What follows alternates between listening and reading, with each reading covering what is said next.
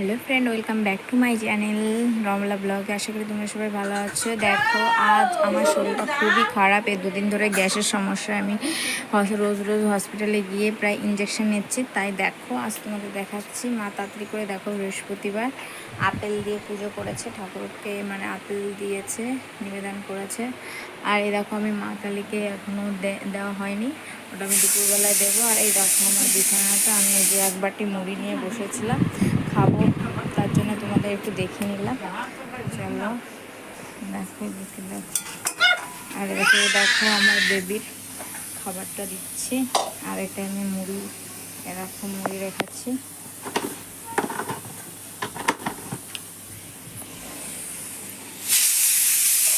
আর দেখো আবহাওয়াটা কেমন, পুরো মেঘলা মেঘলা। তারপর দেখো বন্ধুরা, আমি আজ রান্না করেছি। শরীরটা একটু ভালো লাগছে না, তাও দেখো গরম গরম ভাত করেছি। আর ডাক্তারে যেহেতু আমাকে তরকারি বা অন্যান্য সবজি ভাত একটু খেতে বারণ করেছে, কারণ আমার পেটের সমস্যা, হেভি গ্যাস হচ্ছে তার জন্য। আর এই জন্য আমি দেখো পেঁপে সিদ্ধ দিয়েছি, আর আলু আছে। আলুটা তোমাদের এই দেখো দেখাচ্ছি, এটা 2 পিস আছে, এটা ভাতের নিচে পড়ে আছে।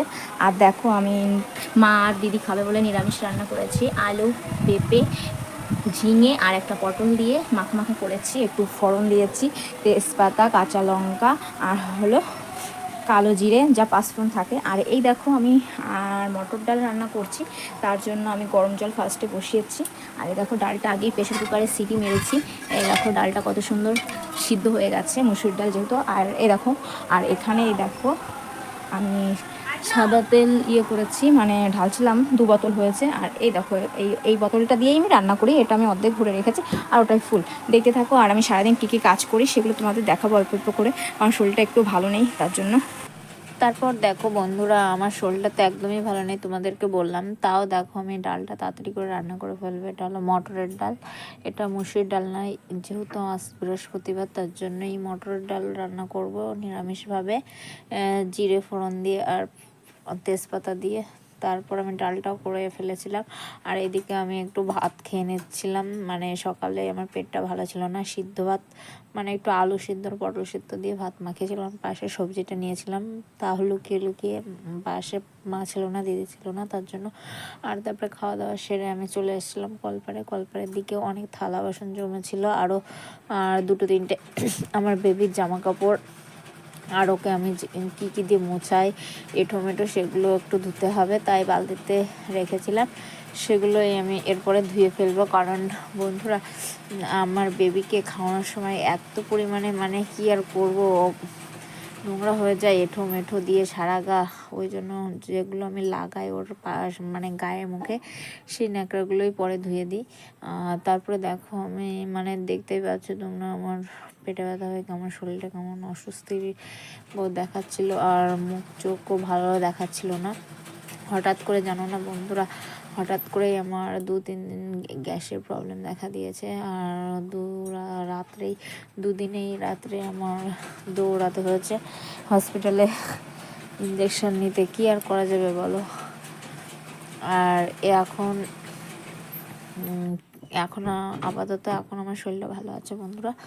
আর দেখতে পাচ্ছ আমি তাও আস্তে আস্তে কাজগুলো সেরে ফেলছি, কারণ শরীরটা দুর্বল দুর্বল, কারণ পেটে ব্যথার জন্য ভালো লাগছে না। ওই জন্য আমি যত তাড়াতাড়ি তাও করতে পারি সেটাই আমি করছি। কি আর করা যাবে বলো বন্ধুরা, বাড়ি থাকলে নয় এক কথা, আর এখানে থাকলে আর এক কথা। এই দেখো আমি প্রেশার কুকারটায় ডাল, মানে সিটি দিয়েছিলাম। এটা মানে যখনের তা তখন নামে যে রাখলে পরে শুকিয়ে যায়। আর এমনিতেও এটা শুধু ডালই সিটি দিই, অন্য কিছু করি না, তার জন্য অল্পই নোংরা হয়, তার জন্য একটু হালকা মেজে নিচ্ছিলাম। আর পেছন দিকে দেখছিলাম, মানে আমার বেবি উঠে গেছে নাকি, বেবি তখন ঘুমোচ্ছিল। আর এই দেখো আমার সব কিছু মাজা ঘষা কমপ্লিট, এখন আমি ধুয়ে নেবো। আর কি বলো তো, এই পেটে ব্যথা এইসবের জন্য আমি ভালো করে তোমাদের সঙ্গে ব্লগগুলো শেয়ার করতে পারছি না। যত ভাবি মানে শেয়ার করবো, ততই বাধা পড়ে যাচ্ছে, কেন জানি না। আর বন্ধুরা, এই পেটে ব্যথার জন্য আমার কথাবার্তার কোনো ঠিক ঠিক ঠিকানা নেই, যদি ভুল কিছু বলে ফেলি আমাকে একটু মানে মানিয়ে নেওয়ার চেষ্টা করো, মানিয়ে নেওয়ার চেষ্টা হ্যাঁ করো। তারপর দেখো আমার সমস্ত কিছু ধুয়ে প্রায় কমপ্লিট। তারপর আমি স্নান করে নেব। বন্ধুরা জানো, পেটে ব্যথা হলে মানে কোনো শান্তি লাগে না, কারোর সঙ্গে কথা বলতে ইচ্ছা করে না, কেন জানি না এটা হলো। তারপর দেখো সব কিছুই প্রায় ধোয়া কমপ্লিট, আর কলপাটটা আমি জল দিয়ে ধুয়ে নিচ্ছি, আর সমস্ত ওইগুলো আমি ধুয়ে নেব বেবির। আর কি বলতো বন্ধুরা, এখন না বৃষ্টির সিজন, তো কেমন যেন একটা লাগছে, মেঘলা মেঘলা, হঠাৎ করে বৃষ্টি চলে আসে হুটহাট করে। আর এই দেখো আমার বেবির মানে এই 2-3টে প্যান্ট ছিল ভেজানো, সেগুলোই আমি এখন ধুয়ে দিচ্ছিলাম। আর ওই যে বলছিলাম না, ওর ন্যাকড়াগুলো আমি এঁঠো করি, ওই ন্যাকড়া ছোট ছোট রুমালের মতো বানিয়েছি, সেগুলোই এখন ধুয়ে নেব। তারপর এগুলো যখন ধোয়া হয়ে যাবে তখনই মানে একটা ওড়না ভিজিয়েছিলাম, মানে যেটা আমার আলনাতে আর সব সময় থাকে ঢাকা জামা কাপড়, সেই ওড়নাটা। তারপর দেখো আমার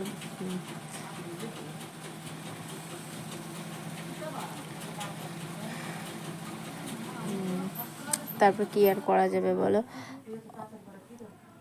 এই ওড়নাটা না প্রচুর পরিমাণে রং ওঠে, আর তার জন্য আমি ভাবছি আর আমার আলনাটা ঢাকবো না, অন্য একটা ওড়না ব্যবহার করব। এটা দিয়ে আমি মানে যেগুলো মেকআপ টেকআপ করি হালকা হালকা, বা লিপস্টিক পরে, মেকআপ করি না যেহেতু, লিপস্টিকই পরি, সেই সব লিপস্টিকই আমি এবার থেকে এই ওড়নাটায় মুছবো, কারণ এই ওড়নাটাতে লিপস্টিক মুছতে সুবিধা হয়। আর দেখো তারপর আমি সমস্ত কিছু ধুয়ে নিচ্ছিলাম তাড়াতাড়ি করে, কারণ মেঘলা মেঘলা যতই হোক, হালকা হালকা বলো বা ছোটোখাটো বলো, কিছুই শুকাতে চায় না, ফ্যানের নিচে না রাখলে না বন্ধুরা কিচ্ছুই শুকায় না। তাই দেখো ওড়নাগুলো শুকিয়ে যাবে, যেহেতু একটু হাওয়া পেলেই ওড়না শুকিয়ে যায়। তাই দেখো আমি সমস্ত কিছু ধুয়ে নিলাম। আর অবশ্য এখন আমি নোংরা কমই করি, কারণ আমার বেবি যতটা আমি নোংরা কম করতে পারি, সমস্ত জামা কাপড় সেভ করেই আমি সমস্ত কিছুই ধোয়াধুয়ি করি, কারণ শরীরটা ভালো নয়, তো তার জন্য বেশি নোংরা করি না জামা কাপড়। আর দেখো তারপরে আমি চলে এসেছিলাম জল দিয়ে ভাত খেতে, আমার শরীরটা একটু ভালো লাগছে না। আর বন্ধুরা যদি ভিডিওটা ভালো লাগে অবশ্যই লাইক কমেন্ট শেয়ার করতে ভুলো না। তোমরা সবাই ভালো থেকো, সুস্থ থেকো। আমার ভিডিওটা কেমন লাগলো বলবে কিন্তু কমেন্ট করে। টাটা, বাই বাই, পারলে সাবস্ক্রাইব করে দিও।